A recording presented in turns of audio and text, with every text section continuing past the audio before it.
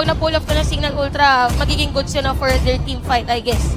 Yeah, kasi ang taas na nga ng catch ng Guinevere mo. At the same time, you have the possible setup, yung controlled area na binibigay ng penalty zone from the Terisla. So Sunsparks dito, they have a problem in terms of actually engaging in a team fight. Hindi sila pwede magtabi-tabi. Kasi once na matalunan sila with the magic stomp ni Guinevere, talagang mamroblema ka. Yes, you might say na meron ka namang pang re-engage with the Rafaela and the Goshen kasi meron ka pa namang burst damage, meron ka pang escape, as well as mobility. The thing about the lineup of Cignal Ultra dito is hindi sila titigil hanggat hindi nila nakukuha yung team fight. So you need to be worried about your team fight execution for Sunsparks. Pero the last pick, Lolita, it's very huge kasi it blocks a lot of things. Number one, yung Blazing Duet ni Claude dito on the Cignal Ultra side.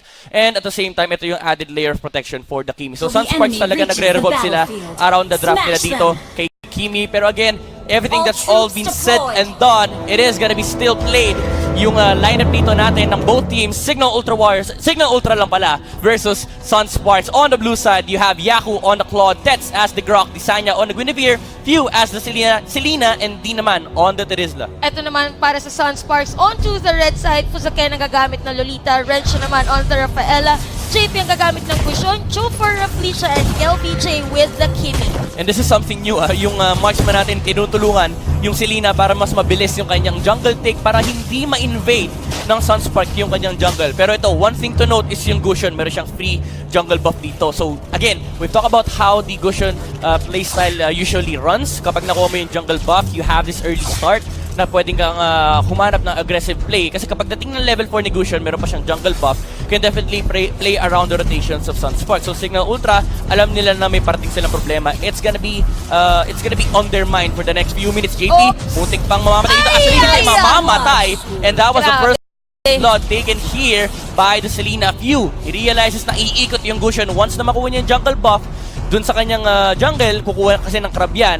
And level 3 pa lang naman. So sabi ni Few, bakit di natin bakbakin? Napakabilis nung first blood doon kung mapapansin natin. Sayang naman for JP, knowing na Gushen, gaya na sinasabi natin, kailangan mabigyan talaga ng space on the early part of the game. So Sunsparks here, kailangan mahabol nila yung seconds na namatay dito yung Gushen or JP of the Sunsparks. Sabi ng Cignal Ultra, no, okay lang, sige, bigay mo yung jungle buff. Pwede namang patayin eh, walang problema. Inabangan lang nila sa crab. Yun, pero ito, may sagot. agad. Yep, ito na yung hinahanap mong bawi. On the bottom lane, he was able to take down the Claude. And si Yaku, medyo kailangan niya ingatan yung positioning niya. Kasi as the Gushen, yung chase problem mo against the Claude, hindi problema. Kapag kumabit na yung sword spike, talagang abot mo. Kahit gaano kalayo.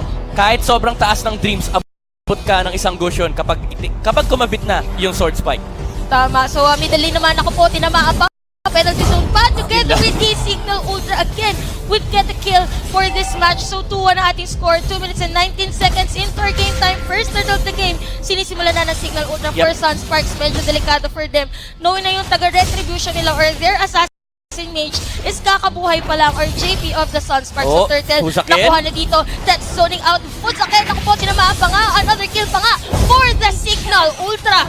Ito yung sinasabi ni Kuya Batos kanina. Fuzaken is a really aggressive player. Even if wala yung mga kape niya, sabi niya, sige, tatry kong humanap ng play dito. Pero Cignal Ultra, they were ready na susubukan mag-contest ng Sunspark. And ito malaking bagay ito for Cignal Ultra. 3 kills, yung dalawa doon, it was on the Gushen. So medyo masaya na sila sa kanilang kinalalagyan ngayon. Kasi kahit pa paano, mapipigilan nila yung mid-game aggression na pwede manggaling kay JP. Oh, tama. Tsaka kung mapapansin natin, hindi masyado nga. Pag sinabi kasi natin na may Kimi sa lineup ng isang team, parang pwede natin sabihin na magpo-focus on the turrets. Kaso may kita natin dito for the Sunsparks.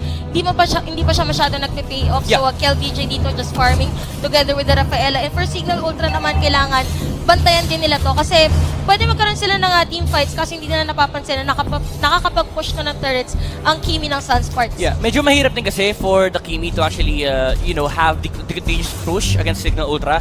Kasi kailangan niya ingatan yung information na nakikita niya. Kapag hindi niya nakikita yung Selena at Guinevere, it's really hard to push. Kasi ang taas ng reach ng Cignal Ultra. Ang dali lang i-close nung gap. Pero ito, on the top lane, JP with the aggressive play, hindi tumama yung sword spike, pero napapalibutan pa rin. Si Yaku, Luminous Blast will not hit, pero ito na yung backup set. And ito na with the magic bomb! Dito! Disanya! Dalawa agad! Ang kanya napatay for that clash. Talaga saktong-saktong pagkakapasok. Kala natin tinapapa si Few. Nakatama pa dito. Rapli siya, tumatakbo. Abot pa rin! Killing spree for Few as well! And ito na nga yung sinasabi natin, the controlled area of Cignal Ultra. Nagdikit-dikit yung Sunsparks. Sinabi Grabe, natin, nagulat bawal ako sa sila gawin pasok yun. Parang sakto talaga para nakita na dito sa kanya kung saan talaga tatalon. Alam niya, natatamaan niya. Then on to the top 10 naman, objectives. Ang gusto dito na Cignal And hindi Ultra. pa tapos, they're invading the jungle of Sunsparks. Sabi nila, kukuha ng buff si JP. Pero actually, nakuha pa rin niya. Tinamaan ng pana. And Fury with aggressive play. Hindi, makakapag-dash out si JP. Haabot pa ba with the arrow? Eto na. Hindi na. Sunsparks, with the Nako po. reinforcements that they have, nahuli nila si Eto na. JP rito. Napakalalim nga for Cignal Ultra. Kita natin na aggressiveness is on their part. Between the first tier turret and the second tier turret, grabe yung pinapakita dito ng Cignal Ultra. Pero for Felicia of the Sunsparks, kung mapapansin nyo, just doing the objectives onto the bottom lane since meron silang Cho on their lineup, damage type Cho. Ito yung makakapagkulit sa kanila. For the Terisla, kailangan talaga as much as possible pigilan yan. Second turtle of this game, nakuha ulit ng Cignal Ultra. I think the biggest problem ng Sunsparks dito is that even though there is a Cho na nag-split push na bottom lane, naka-bounty hunter emblem si Raflesia. So, ang ginagawa na ng Cignal Ultra dito, pinapadala nila si T on the bottom lane kasi ang hirap patayin ng Terizla, lalo pat kulang yung damage output ni Cho at this point. So, Cignal Ultra, hindi sila namang problema in terms of addressing the pressure na binibigay ng Sunsparks, and that's why they're able to make those kinds of plays na hindi nila iniisip kung may makukuhang trade-off yung Sunsparks. Nako po, the Dragon for Felicia at paniling nahambakan shutdown. Nabigyan na nga ng isa dito si Gisanya. Kanina pa nagpakikitang gilas for the Cignal Ultra. Pero apat lang sa apat. Apat ang tinamaan dito. Blast the Luminum Blast from the Sunsparks. JP will get the kill. Pero Mew, pero din sagot. Tingnan natin damage dito Cignal Ultra. Bahay, grabe! Oh, the arrow from Pew! It hits JP pero nakatakbo pa rin siya rito with the incandescence. Hindi pa tapos! Na-burn mga kaibigan! Cignal Ultra, nire-respetan nila. Mapapatay ni Rafaela. Si Selena rito and Tets with the sprint. Sabi ni Grok dito, tama na. Nakuha na natin yung kill. The kill on the Goshen. JP is sitting at 5 deaths right now. And Cignal Ultra, si Yako, hindi na sumambar sa teamfight. Alam niya, wala siyang blazing to it. Nonsense kung lalaban pa siya. What he did is push the middle lane. Muntik niya makuha yung turret sa may bandang gitna. Pero kulang pa yung damage at this point. Kapag nagtuloy-tuloy pa to for Cignal Ultra, definitely lamang na lamang sila sa late game. Pero dito comment actually the performance of Tets. Kung makikita natin 006 after out of the 9 team kills dito ng Cignal Ultra. So zoning out wise for Tets, a very stellar performance for him actually. So for the Sunsparks naman, yung JP 252 ang score dito. So medyo kailangan siya talaga yung mag-step up ng game dito on this match, knowing na early part of the game pa lang to. Pero for the Sunsparks, ganda ng counter dito ng ni Arrow! Oh, yes! Tinamaan na naman. Pero medyo delikado for them knowing that there is the Rafaela on the side of Sunsparks. Yep, pero this is the third turtle of the game. Cignal Ultra, they know that they should contest this one. The net worth is exactly on the 19k line, and hindi mo pwedeng ibigay yung lead against Cignal Ultra at this point. So Sunsparks, they really know then as well na kailangan din nila i-contest ito against Cignal Ultra. Pero definitely, the far superiority is on Cignal Ultra side kasi meron silang abyssal trap dito, and Tets is actually zoning out. Sunsparks dito, the arrow will hit pero masyadong malalim, and that is Nakimi as well. Remember, may Rafaela na pwedeng protekta. Kikimi dito, Lisanya, nahuli ni Raflesia. That's a nice catch on the Guinevere, and the kill is gonna be on the Kimi. Sunsparks, ito na hinaharap mong lead in terms of teamfight. Pew, mukhang mauuli dito, mapapatay na Selena, and double kill for the Kimi. Ito yung sinasabi natin na yung continuous damage na pwedeng ibigay ng Kimi for the match. Early part of the game, Cignal Ultra pagdating sa teamfights, nakakalamang sila. Pero comment on the Lolita actually for protecting this Kimi of the Sunsparks together with Rafaela. Talagang walang makalapit. Actually, good thing yung ginawa niya Desanya to use the Violet Requiem kasi nga lang nandun na yung damage of the Cho, knowing na meron na din siyang Blade of Despair. It was the play that propelled Sunsparks to victory kasi nahuli niya yung pinakamalaking problema nila dito. Na-realize na kanina, kahit ma-penalty zone sila, basta wala yung Guinevere, walang problema yung Sunsparks in terms of engaging the teamfight. Now, Tets is trying to zone out Sunsparks away from the turret pero hindi nila re-respetuin yung Brock. And actually, Sunsparks, ano rin kasi nila yun, nakita nila information kanina, nasa harap ni Raflesia yung dalawang heroes ng Cignal Ultra. So what he did is go straight to the middle lane, tulungan niya yung kanyang mga kampe, and it was just one man up for Sunsparks. Hindi nakahabol, hindi nakapagdala kagad ng reinforcement yung Cignal Ultra towards the teamfight against in the turtle area. So we could see here for the Teresa naman of Cignal Ultra, meron na nga Athena Shield si D. So D is more on support kasi kilala natin siya na tank support talaga for the Cignal Ultra. So malaking bagay talaga ang kanyang penalty zone. Kaso yun nga lang for the Sunsparks, good thing ang pinapakita dito ni Raflesia, knowing na talagang inuuna niya is the Guinevere or yung pinaka-burst damager for the Cignal Ultra. Nakita niya si Grok dito. So tamang face check lang din for the both teams. Nakakakitaan lang din sa mata Fuzaken here on the immortality for his items. Yep. Hindi lalaban Sunsparks, medyo malayo pa yung show at the moment. Pero right now, Cignal Ultra, kung makikita mo yung score ni KLVJ on the Kimi, 3-0-2. This Kimi is turning to be a problem para sa kanila kasi in terms of team fight, hindi kulang yung damage ng Sunsparks. And kapag natalo sila sa isang engagement, this Kimi will melt the turrets down. Naka-mage killers KLVJ dito. So the amount of pressure on Cignal Ultra is so high right now. Kasi isang team fight lang na matalo sila, pinabaliktad na ng Sunsparks yung game. It used to be the name for the name of the team fight ng Cignal Ultra. Pero ngayon, kapag natalo sila, sila ngayon yung delikado. Oo nga. Tsaka actually for KLVJ, maganda na yung ginagawa niya sumasama sa team fights, knowing na meron na din siyang Blade of Despair. So may kita natin, all goods na dito yung Sunsparks ay pumapalagdan sila sa team fights. So for Cignal Ultra, medyo nahihirapan na sila, pero engage lang din Fuzaken on the shield. So out na lang din for the both teams. First door of the game, pwede nang kuhanin at 10 minutes and 21 seconds into our game time. 9-6 is the score. Cignal Ultra lamang sa hero kills or sa team kills. Kaso for the Sunsparks, sila yung nag-a-advance onto this game. Yep. Ang ganda kasi yung ginagawa ng Sunsparks dito, hindi nila iniiwan yung Kimi para hindi makahanap ng opening si Lisanya. So may isang beses lang, may isang beses lang nakahanap ng magandang jump si Lisanya kasi masyadong malalim yung Sunsparks. Pero KLVJ, kanina pa siya nasa likuran ng Rafaela at ni Lolita. He's not giving any opening. He's not giving any opening to Cignal Ultra na matalo na siya nung Guinevere with the Magic Tomb.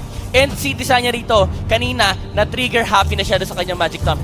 Sinubukan niyang abutin yung Sunsparks and may punish na nakakuha si Raflesia. So for the next team fight, kailangan hanapin ng Cignal Ultra yung proper positioning. Maybe go for a surprising play na ikutan mo yung Sunsparks. Pero at the current pace of the game right now, si KLVJ nagiging malaking problema na talaga. Tsaka si Raflesia din, kumbaga yung dapat gawin ng Cignal Ultra, yun yung ginagawa ng Sunsparks sa kanila. So yun yung maging mahirap. Tapos nandito pa, ang pinapantayan ni D is the Cho. So si D, ang laki ng crowd control niya. So kailangan siya ng Cignal Ultra for a team fight. So yung nagiging problema, kailangan niya i-defend yung Cho, pero kailangan din niya sa clash. So dito, Tets, zoning out lang din. Pero kita niyo na agad yung damage dito ni KLVJ. Ako po, gets the job on the Goshen and look at Cignal Ultra melting the heroes on the backline of Sunsparks with the blazing dude from Yaku. Ito to, mapapatay pa yung Rafaela natin. Nakahabulin pa nila yung Kimi, hindi na as there's a juicy target on the form of Raflesia. Naiwan with a double kill for few as well. Pero dito for the Cignal Ultra, Tets ayaw pa talagang, gusto niya talaga pauwiin dito si KLVJ kasi kailangan mag-ingat. Uy, nagdash Yaku, he wants to go for the punish pero hindi support yung damage na Claude. Was able to take down the Kimi pero mapapatay naman ni Few si KLVJ dito pero the last hero on the side of Sunsparks, mapapatay na Cignal Ultra, take the victory pero at what cost na? Patay din yung marksman mo, so Yaku. sayang for Cignal Ultra actually. Yes, napatay nila yung Kimi kaso perfect timing na sana yun or opportunity for them to take the Lord kaso nagpaubos pa sila, walang damage dito ang Selena.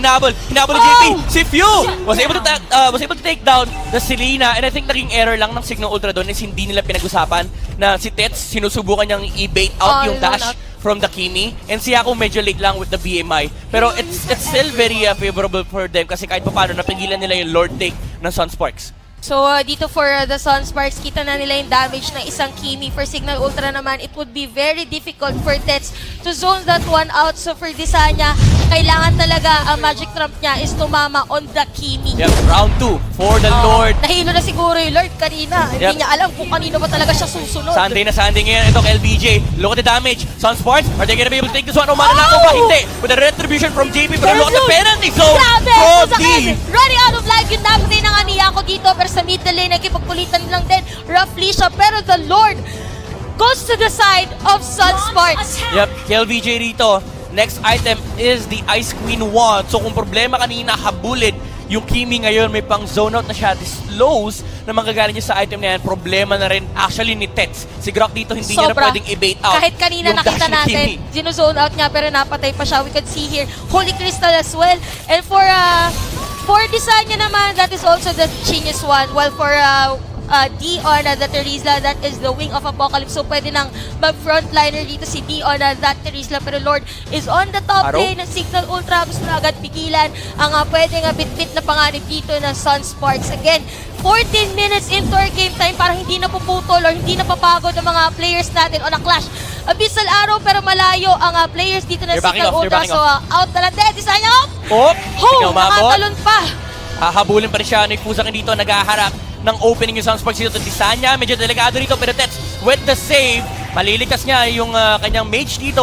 Hinarangan niya yung damage ng Sunsparks dito. Pero napatay ni Rafflesia. Solo kill on the bottom lane. Plus a turret ba? Makakalayo ba? Makakatakbo ba? Tisanya naghahabol dito.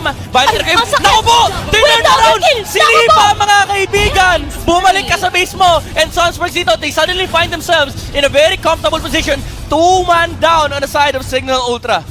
Grabe, pinapakita dito ng Sunsparks. Actually, for the show dito, kita natin ang bilis ng kanyang attack speed because of the Wind Talker, nakakabuol lang niya. So, aside from the 3 movement coming from the Jit Kondo, plus the 15% movement speed pa on the Wind Talker, kaya sobrang tagal or sobrang hirap habulin. Domino Blast! It hits on D! Nako, KLVJ on the normal hit lang din pero out since meron ding immortality dito ang players ng Cignal Ultra. Pero that's 2 turrets down on their side. Sunsparks dito, they're sitting at 7,000 gold lead against Cignal Ultra. And if you're gonna look at the items dito ng Sunsparks, almost all of them have the full 12K. set. Grabe yung farm dito din ng Cho. Kung makapansin mo, 12K tas isa 11K. So, good to say for Cignal Ultra na outfarm sila dito ng kalaban nila, knowing na ang dami ding space even for the Cho and a genius one as well for KLVJ. So sobrang sakit na, Kuya Eddie, ng isang Kimi for this match. Rafflesia, alam niya na ang lakas niya at this point. Naghahanap siya ng pick up dito. Pero Cignal Ultra, they're grouped up as 5. And I really like yung ginawa ni Rafflesia dito. No? Kung late game pala gusto nyo, sige magbabounty hunter ako. Ma-maximize ko yung gold na makukuha from our kills. 3 lang yung kills niya rito, pero it allowed him to have a much better game compared to getting the high and dry emblem. Kasi alam niya, at some point, hindi na mag-isolate yung Cignal Ultra. Yun yung nagiging playstyle nila. Yes, early game, humihiwalay si Yaku, pero kapag lumabas na yung power spike ng Cignal Ultra, lagi sila nag-play as 5. Blade of Heptasy picked up here by Rafflesia. So lahat na makikita niya na mag-isa on the side of Cignal Ultra talagang mako-combo, mamamatay during his combination. Tsaka may pantakas factor kasi isang Cho, yan sinasabi natin, mawala man siya sa, ma-nerf man siya or ma-buff, nandun pa rin talaga yung movement speed niya, panglikot sa mapa, panggulo. So kita naman natin ngayon for the Sunsparks, sobrang nag-pay off ang pick for the Cho. Hindi napabayaan actually sa kusina kung makapansin natin. Kaya na sinabi mo, 3-4-2 lang ang KDA dito ni Rafflesia, pero yung farm, actually siya yung top farmer for the Sunsparks into this match. Yep, magic potion dito para kay KLVJ. Tapos na ba yung huling item na binibili niya? Oo, nakabuo na siya kanina ng Genius 1 niya. So dito for KLVJ, goodsy na talaga. Yep, sabi ni KLVJ to, tararak-raka na, wala nang late game, baka makambak pa tayo. Remember, Cignal Ultra pa rin yung kalaban nila dito, the throned comeback kings of the Mobile Legends Professional League nung Season 2. So if you're Sunsparks, hindi mo pwedeng bigyan na kahit anong space yung Cignal Ultra kasi bubutas talaga nila. KLVJ, medyo hindi tumatama yung mga first hits niya on the Lord. Pero ito na, nilagay niya na yung daliri niya sa tamang posisyon. Pero ito, Tets, he will give the vision for Cignal Ultra. Tamang information control lang. Pero Sunsparks, once na makita nila yung Grok, they will back off. Kasi yung Grok, ang laki ng stealing Lord capacity. Grabe, phew! Napatay dito. Ito yung sinasabi natin na sobrang napataba sa kusina si Rafflesia. Kita nyo, isa sa mga supposedly pang map vision ng Cignal Ultra ang nawala on their side. So 17 minutes. Grabe ang once again, laban natin. the Cho! Domino Blast! It hits with the flicker! Day, nasa delikadong pwesto. Asan yung penalty zone? Hindi niya mailabas. And mapapatay, Tisanya with the jump. Kulang yung damage sa Rafflesia. Was able to take him down. Penalty zone, pero patay na yung clock. Wala nang amazing duel. Ng Sunsparks dito with a triple kill coming from Joe. And Rafflesia just playing around Cignal Ultra, and this is gonna be the first game going in favor of Sunsparks on the back of the show. Grabe dito si Rafflesia, para ko'y hiningal kakasipa niya. Sabi ng panel natin, KLVJ and Yaku daw. Pero sabi ni Rafflesia, pinagsasabi nyo. Ako ngayon. Ako ngayon ang maglalaro ng ML. Lahat na lang ng hero sa side ng Cignal Ultra, sinipa niya. Doon kayo. Muwi muna kayo, kami muna for game 1. Grabe si Rafflesia dito. Ito yung sinasabi natin na yes, there is